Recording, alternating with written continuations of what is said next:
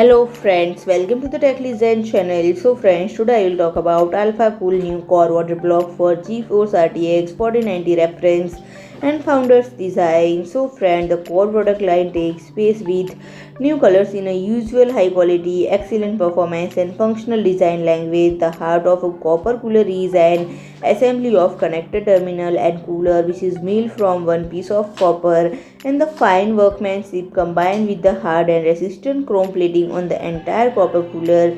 So friend, the brass driven by 4-inch thread integrated on the both sides, also chrome plated, stand out visually striking from the terminal and are one of the key points of the new design language that will be present in all products from the core series. And friend, the aluminum backplate attached to the design together with the terminal forms on a single unit and it convenience with the clear and homogeneous optics on the back of the cooler. And friend, the individually controllable lighting consists of digitally addressable RGB LEDs and enables the even and colorful illumination of the entire cooler. And friend, the technical advancement is also evident to the water supply to the jet plate and optimization of the jet plate itself.